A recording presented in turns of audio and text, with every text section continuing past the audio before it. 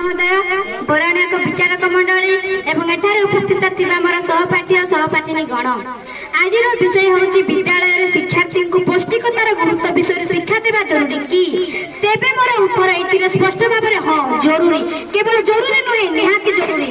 संस्कृत एक श्लोक अच्छी शरीर माध्यम खलु धर्म साधन अर्थात समस्त साधनार मूल उत्स शरीर शरीर बिना अब सुस्थ शरीर बिना मनुष्य किसी भी साधन कर विवेकानंद कहते उठ जागृत हिय निज लक्ष्य स्थल न पहुंचा पर्यंत विश्राम निह ना। विवेकानंदर यही बाणी को आम धन्य देवा जरूरी।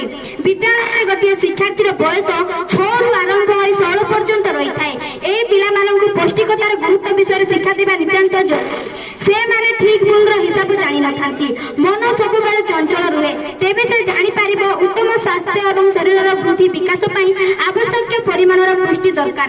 से जानिबा दरकार आमे जो खाद्य खाउचे ताहा शारीरिक और मानसिक स्वास्थ्य ऊपर किपरि प्रभाव पकाई थाए अर्थात जे कोनोसी पदार्थ खाइबा किंबा पान करबा परे शरीर द्वारा हजम एवं शोषित होई शक्ति उत्पादन शरीर गठन और विभिन्न आभ्यंतरण नियंत्रण को कार्यक्रम करिबा शरीर को सुरक्षा देबारे साम्राज्य रे खाद्य कहा जाए।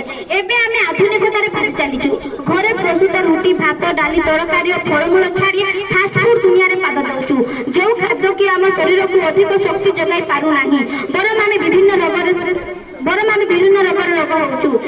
शरीर गठन वृद्धि कार्यक्षम एवं निरोग रहिबा निमंते संतुलित परिमाणर पुष्टिजता श्वेतसार स्नेहसार जीवसार और पुष्टिसार इत्यादि आवश्यक होइथाय बोली गोटे शिक्षार्थी निश्चित जानिबा दरकार।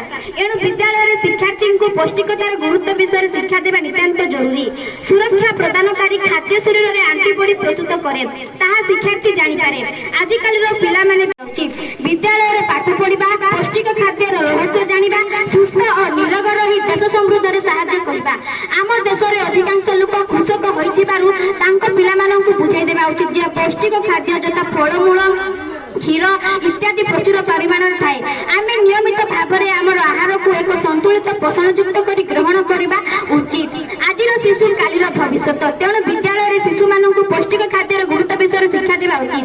केवल विद्यालय नुहे सरकारी स्वास्थ्य केन्द्र मानकरे मध्ये लोक माननकु पौष्टिकतार गुरुत्व विषय शिक्षा देबा उचित। एपरि कले आम देश आम राज्य गोटे मुद्रार दुई पार्श्व जेपरि परस्पर परिपूरक ठीक सेहीपरि खाद्य और विकास परस्पर परिपूरक। उत्तम खाद्य आहार ही उत्तम विचार परिप्रकाश करिथाय।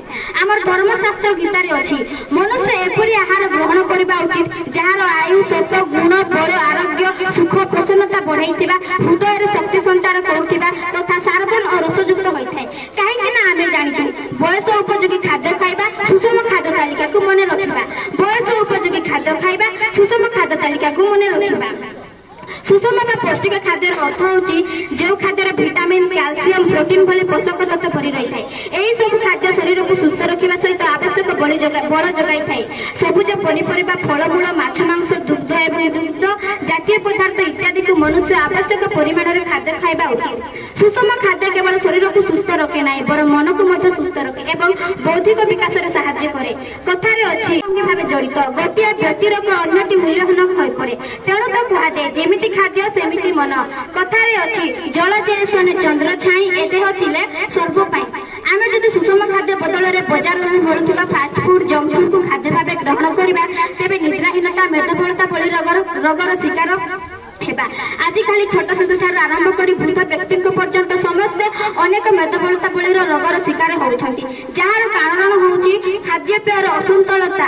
एथिपाई मु कहूची पौष्टिकर खाद्य आमे खाइबा विभिन्न रोग को दूरेई देबा। पौष्टिकर खाद्य आमे खाइबा विभिन्न रोग को दूरेई देबा। शिशुटी भारतर